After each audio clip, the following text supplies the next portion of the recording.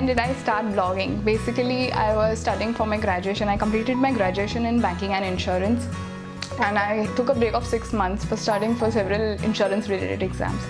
And obviously study breaks, you don't really study. So I was sitting home and just googling stuff and all that.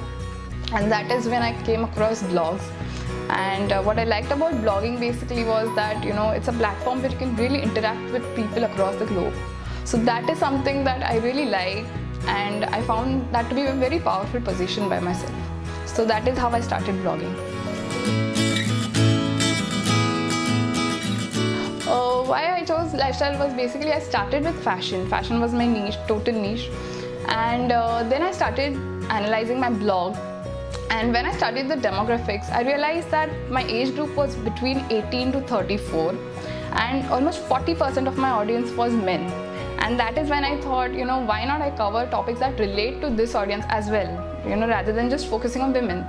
And then I was a foodie forever, so I started food, and then slowly events, and slowly it all diversified into a lifestyle blog.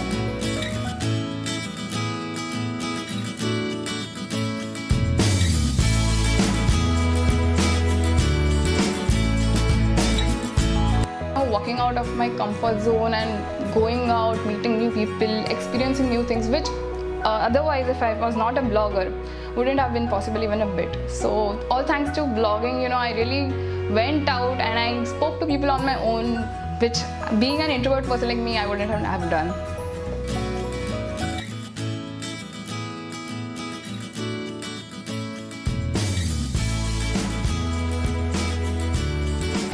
I think there's a lot of sponsored posts, so there's money, but obviously money is not everything. At the end of the day, getting those mails, from your fans, getting those mails from real life people, that, I really like this post, I like this look. I think that is what is very inspiring. And there are several brands also, like you can easily make out, when someone genuinely writes, that I like this post of yours, based on it, can you do this story for us? So I think that is something that is really inspiring, and more than perk, it's really satisfying at the end of the day.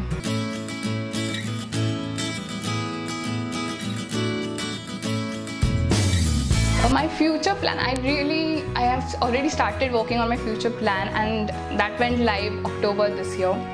So what basically I have done is, we've created a blogzine. Now blogzine is basically a blog and a magazine. It combines the benefits of both.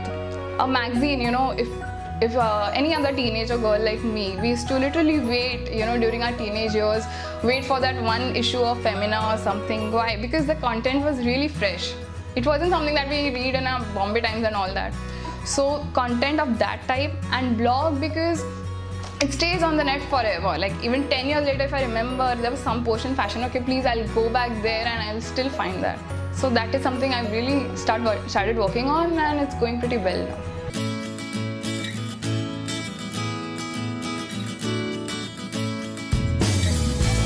Monetarily, I'll say that blogging is both. Like today, I can't frankly support all my expenses just by blogging, but that doesn't mean I take up endorsements that just on monetary basis.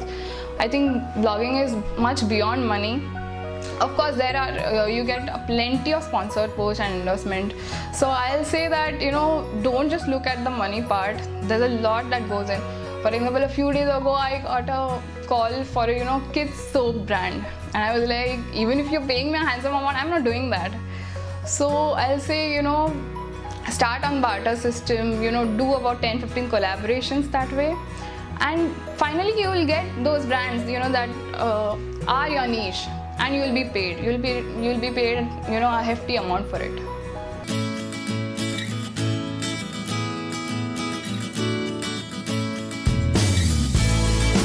For a blogger is a very interesting question, because there's a lot that goes on. There's scouting of locations, there's scheduling of social media posts, and you are the boss. You have the liberty to do whatever you want.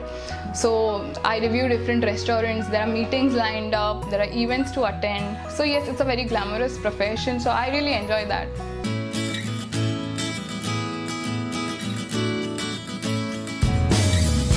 I think it's glamour with lots of hard work.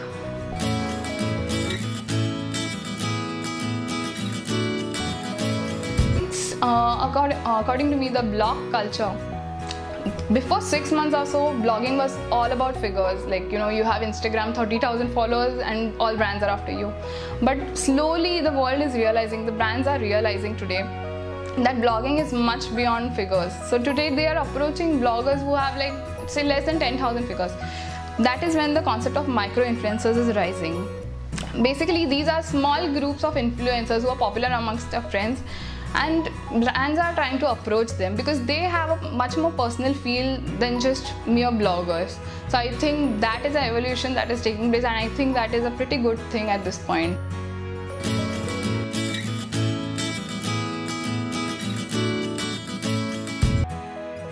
I think when you're passionate about something, you yourself develop time for it. For example, I find my time most during weekends, or, you know, it's most late nights. So find your time, you know, whenever you are fresh. For some people it's mornings. I'm a very lazy person, I don't get up in the morning. So yes, late nights works for me. So you finally find time.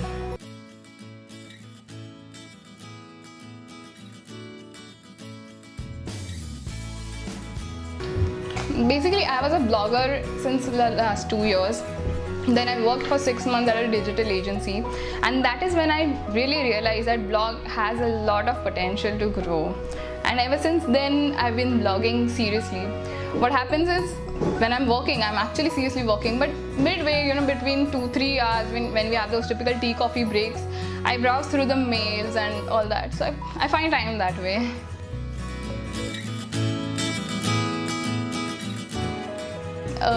There's no secret mantra as such. There are 2 things that I've learned. First is, you know, just walk out of your comfort zone, I'll say.